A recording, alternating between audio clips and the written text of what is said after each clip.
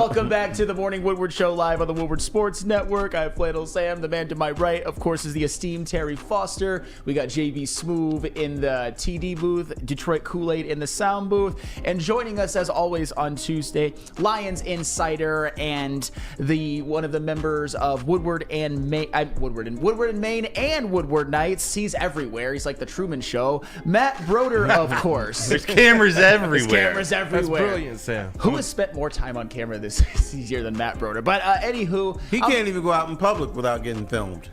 dude, you must get mobbed everywhere. I'm a big Jim Carrey fan. Oh, absolutely. That's Paparazzi. hell of a movie. Hell of a movie. But you know what? I'm going to ask you the same question, Broder, because you've been in the building almost every single day. You went to all the home games, the press conferences, all of that. So I know you're a fan, but you kind of had to be, I wouldn't say impartial at times, but maybe not fanboying at the game. So to you, was this after another night of sleep, after doing your show last night, are you feeling better about the Lions? Well, better is like obviously an objective term, but like, are you feeling better, or are you still just kind of in a despair? Honestly, I'm better after another night's sleep. Okay. It's going to sting for a while. It's going to hurt, but I think the same reason that it's hard to get over, it's hard to taste really what happened on Sunday night is also the same reason that gives me optimism. And that's that all these mistakes and missed opportunities were either outliers from some of the players or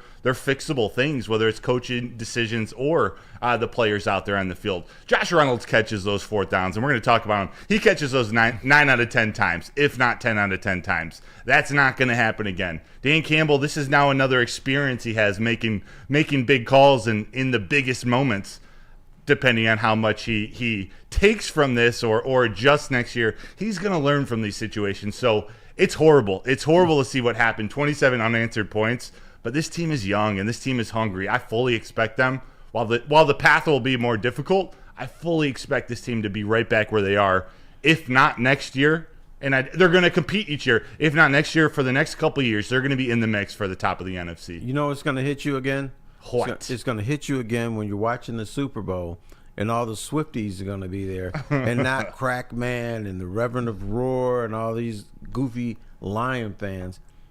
It's going to hit you then. You have a point there. I will be watching the Super Bowl. I know there's a lot of people out there they're not going to watch. Boycotting the game. Yeah, I'm not going to be one of those people because after my Lions fandom, my next allegiance goes to Patrick Mahomes, which nobody wants to hear about right now, but I just can't help how I feel. So, Broder, it sounds like to you, and I would agree with this, that you were encouraged by the fact that, the Lions, it wasn't just that they could hang with the 49ers. In the first half, they physically beat the piss out of them. I don't think there's any real hard evidence that the 49ers are miles above the Lions or anything like that. Does that give you some comfort that they will be able to get back and they did hang with the 49ers in that game? 100%. 100%. That team, and I talked about it leading up to the game, I didn't expect them to get bullied. That's just not what a Dan Campbell team is built off of now. That's not what they've been like all season. I definitely thought the 49ers were a more talented team, but the way they came out in the first half, how dominant they were, how efficient the offense was, and how tough and physical the defense was playing, it gave me so much hope. I thought the same thing as you probably thought at halftime, and the same thing that CD Deuce thought midway through the second quarter. It was feeling like that team was really going to assert their place in the NFC this year. But we've thought the 49ers were at the top all season, just to see how the Lions did match up, although it was only for a half. They were right there. This is a very, very young team, and they were right there hanging with the 49ers until the third quarter. I think the scary thing, or the thing that should make people distraught, is that San Francisco wasn't the San Francisco team that they were at the beginning of the season. They were a little closer to earth. They had flaws, and you saw them. You could take advantage of them. So the Lions took advantage of them. But I also believe this, that there is crunch time football, and then there's just football. And crunch time football, the Niners were a lot better than the Detroit Lions. So now you need more maturity. You need that pain to get over that in case you're in that situation again. I always believe this. A championship team needs pain, hurt, dirt, all kinds of stuff in the back of their minds or in the back of their craw to be a championship team. Most teams who are on top, we only see them at top. We don't look at them on the way there.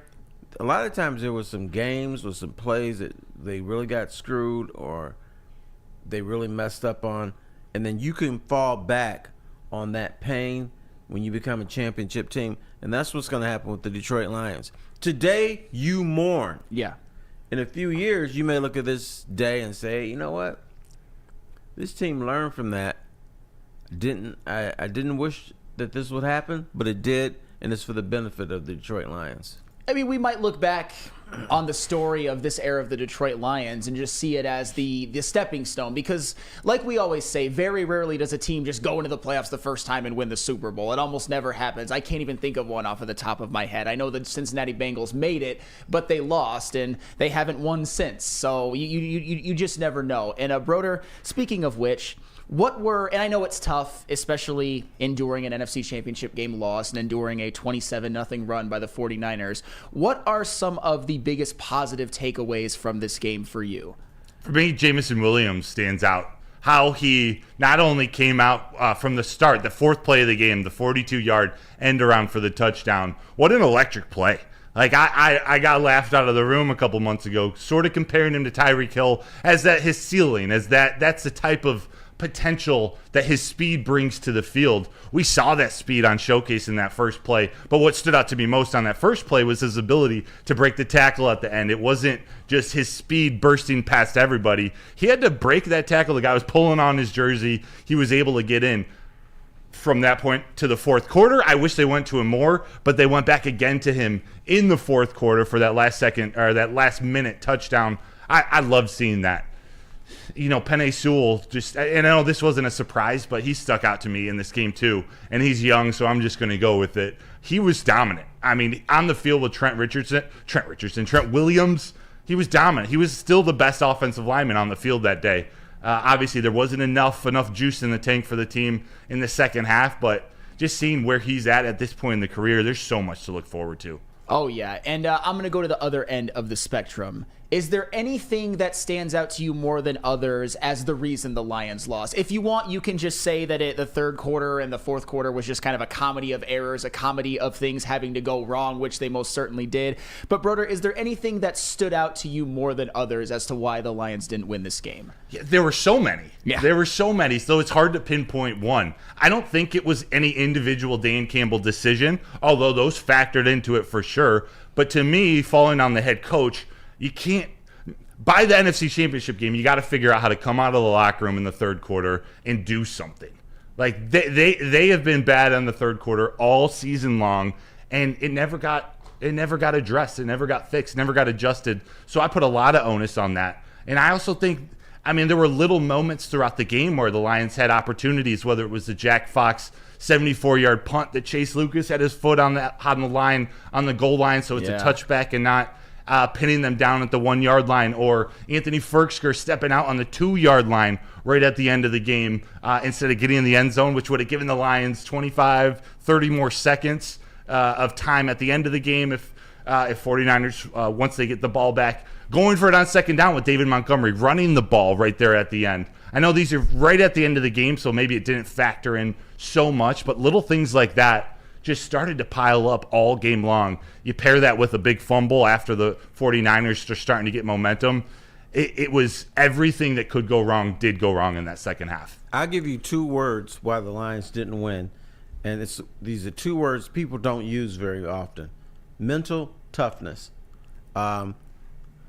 It's easy to come out and kick somebody's ass at the beginning of the game, but then stuff changes as the game progresses, as it gets older. People get worn down. People get tired. People don't want to do it anymore. And I think for the Lions, it became a tsunami. And their mental toughness wasn't at the level of San Francisco, and it wasn't at the level to get to the Super Bowl.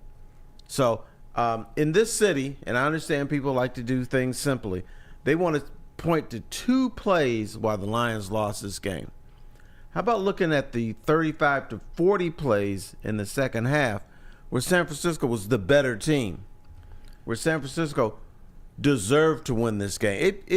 reached a point where, you look at the game and says, the Niners should win this game.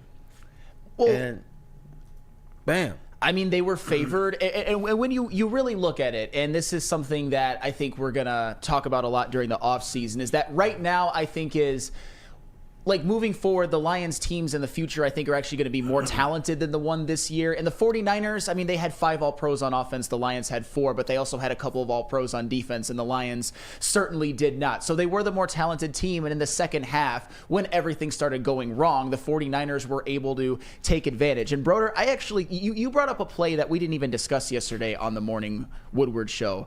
That David Montgomery run, I believe it was on a 3rd and goal after they were already down by 10. I know that the 27-0 run had already happened, and at that point it was still very, very likely that the Lions were going to lose, but that play forced the Lions to take a timeout, and it guaranteed that if you didn't get the onside kick, you were going to lose. The 49ers were able to run the time off because the Lions would have only had 2 timeouts. Is that getting overlooked? Is that actually one of the worst gaffes of the game, or was it just more a product of, like, the 27-0 run already happened, they probably would have lost anyway? Yeah, I don't think it's the worst in terms of how it affected the game. It was going to be difficult to, come back with under a minute anyway, but I do think it speaks to just the inexperience and the end of game decision-making, time management in big games. Dan Campbell, I believe, has gotten so much better this season, but this is a different stage. This is a different – there's a lot more on the line when we're talking about decisions to go to the Super Bowl. So I think that experience, now that they've been there and now that they've experienced this pain, Dan Campbell is going to learn from this, and he's gonna better have a sense of how to make these decisions at the end of the game. But you got to pass it in that situation. You got the players to do it. You can't risk having to call a timeout by getting stuffed with David Montgomery run. It was going to take 5-10 seconds to get everybody up and the line set. So you can't do that. You just can't call that play. No, you can't. But I get it. He has this supreme confidence in his team. I get it. He feels he has the best offensive line in the National Football League, and they're going to push people back. I get all that. But the other thing is, and I've always gone, the people on the other side, they drive Mercedes too. They drive Bentleys too. So you can't always impose your will on people, and particularly in a situation like that. You got to do what's sensible, and I don't know if the proper word is arrogant or supreme confidence, but I think Dan Campbell thought, I'm going to hand it off, which I shouldn't do, but we're going to walk him to the end zone. That was his mentality, but they weren't able to do that all second half. I know. The running game stopped. Yeah. So I don't know why he thought it was all of a sudden going to open up for one play. That should have factored into that decision. Like, right. Of course, you think, all right, on the goal line, give it to David Montgomery, but that's just not the way the game was flowing, especially in the second half. They hadn't scored a touchdown up until that point. They didn't until the Jameson Williams catch the very next play. Yeah, and it's so funny, too, that you bring up, and I don't want to, hash out, because the 27-0 run had already happened. The Ferks are stepping out of bounds, and that's unfortunately, he's a guy that wouldn't have been in the game if Brock Wright wouldn't have went down, or if James Mitchell wouldn't have went down. So there's just a lot of things that happened. But as we already said, the 27-0 run had already happened. At that point, it was very likely that the Lions were going to lose anyway. And Brian Ruth, of course, brings up in the chat, because of course he does. He mentions, not as important as Hutch doing absolutely nothing. And I'll admit, Aiden Hutchinson did not have his best game. No. But if we're going to have that perspective about other players and of this team, you also have to have that perspective of, if Aiden Hutchinson didn't play as well as he did against the Rams and the Buccaneers, the Lions wouldn't have gotten there. If he hadn't played as well as he did in the regular season, the Lions certainly wouldn't have had 12 wins. So I get it. There were a lot of factors into why the Lions lost that game. There was a lot of, the Reynolds drops, the Gibbs fumble, the defense as a whole not being able to get any stops in the second half. All of these guys, if we want to be doing a perspective show, this season was a rousing success in a lot of ways because of some of these guys. So you can be mad at some of the players all you want, but at some point we're going to have to, do you want Hutch traded then at this point? I get it that's a little bit of an extreme, and I hate to do something like that, but Brian Ruth typed it in all caps, I think, just to get under my skin. Come on, bro. Definitely. Although the numbers weren't there, I thought he played a pretty good first half. That the two passes that he batted down at the line of scrimmage were massive plays and were what that defense wanted to force Brock Purdy into, keeping him in the pocket, getting pressure on him, and having to throw over that offensive line, throw over pressure coming from the interior. Hutch wasn't able to get home, but he had his hands up and was able to affect two of those plays, which were big in the first half. But in the second half, Brock Purdy was like, dude, get out of here. Yeah, he scrambled. Just blew right by him.